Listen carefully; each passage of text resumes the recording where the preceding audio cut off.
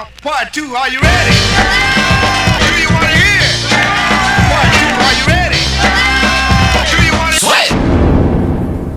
The squat is like one of those traditional exercises. Everyone knows the squat. It's in every exercise program you could ever do. The problem is a lot of us don't understand the squat.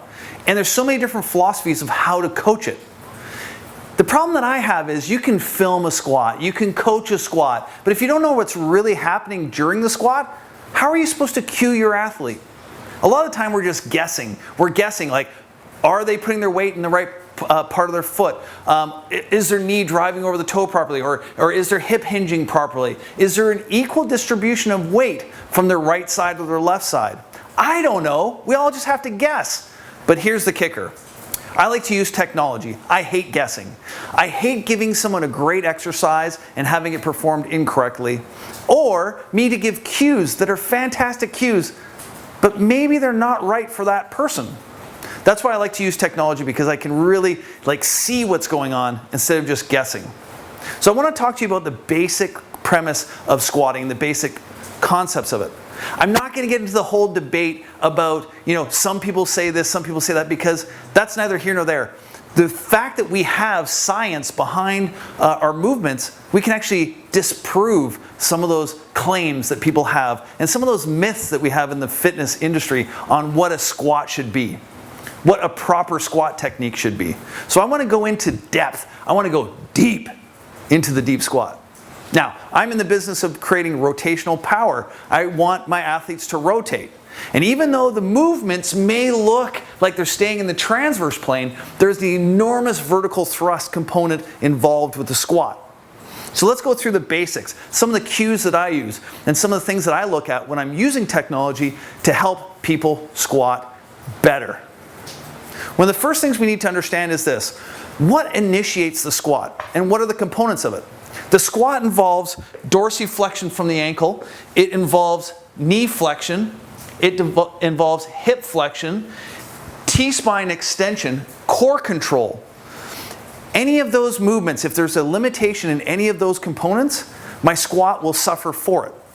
If we're going to use the squat as a power producer, the most powerful muscles I have in my body are my triple extenders. I have my hip extenders, my knee extenders, and plantar flexion, or the ability to extend through my ankle joint. When those three things are worked in unison and they time properly, the sequence of them is timed properly, we can enjoy an athlete that has enormous ability to load and explode. So first thing we have to do is decide what is going to be our predominant part of our squat that is going to be a generator of power. Are we going to use the hip hinge as the primary driver of the movement, or is it going to be our quad strength that's just going to extend the knees? Well, I'm here to tell you, you can load the posterior chain of the body with a lot more load than the quadriceps and handling knee flexion. That's why initiating the squat right off the bat always starts with a posterior weight shift and hip hinge. Some people that aren't very good with hip hinge, they struggle with hip hinge, quite often they will do the opposite. They'll start their squat with knee flexion first. Now you can see as soon as my knee flexion goes first, my center of mass is moving forward, and guess what happens? I now feel like I'm going to go onto my toes. Where in reality, we want the hips to hinge backwards and move more into the heels. That's why I love to use this thing like Body Track, where I can simply place the mat on the floor, and it's going to give me instant feedback onto when I posterior weight shift, weight into my heels. I can see the image of that heel getting red hot, which means my weight and my pressure is going into my heels. When I go into more of a quadricep or quad dominant squat, like so, I can see that pressure start to move forward towards my toes. You can see here on the left the toe squat. At first it may look good to the eye in a video form, but clearly the Body Track pressure trace is showing how the pressure is moving forward towards the toe instead of towards the heel in the right version.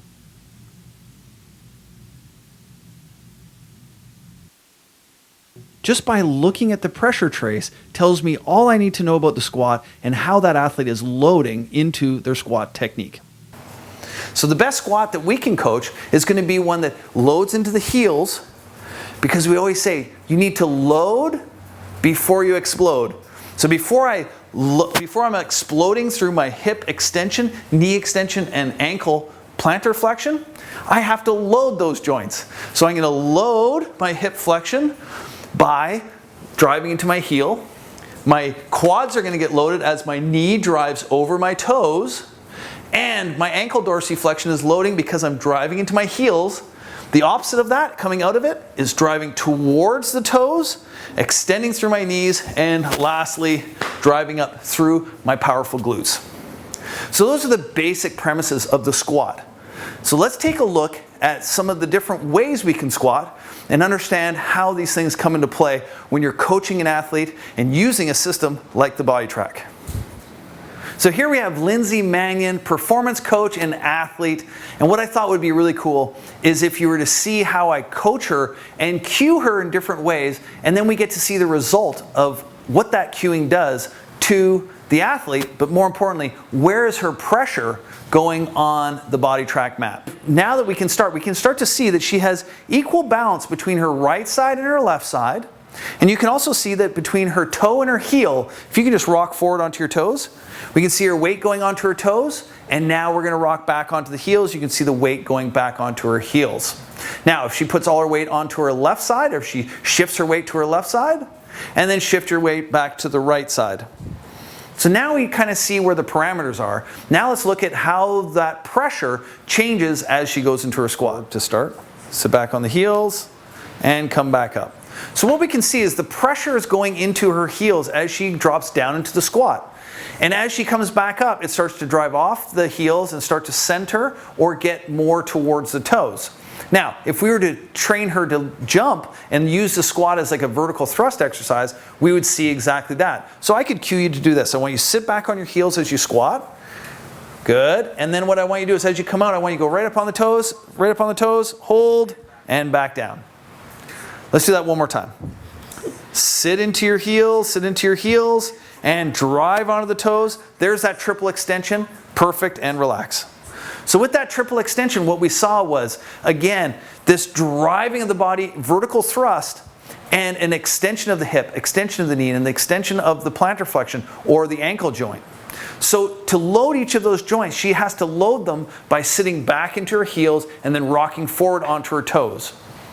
Very, very important that you understand this premise. Now let's see what happens if we do the opposite. Let's do a quad dominant squat. So really emphasize going onto the toes during the squat. So right now she's going onto her toes. You can see how her body alignment changed. Her spine had to shift forward. Now from here, for her to explode, she only has one of the three sources of power to work from here. And it's really just her quad extending the knees and drive forward, up onto the toes, and good.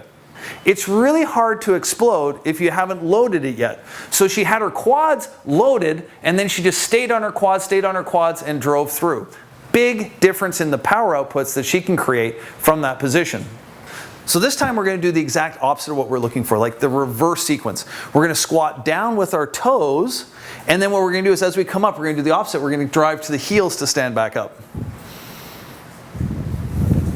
Now, for a great athlete like Lindsay, this is really awkward because she's not used to that. It's like the opposite of what she'd normally use to generate force. Does that feel a little different? Yes, awkward. Awkward, very, very awkward. Okay, so let's see that one more time. Going onto the toes and then rolling to the heels as you stand up. Good. You can see how her knees have to snap back, her hips pop forward, and there wasn't a lot of vertical thrust or force being applied into the mat to drive her vertically. So let's see that proper squat, the opposite of that. Let's load into the heels and drive onto the toes as you come up.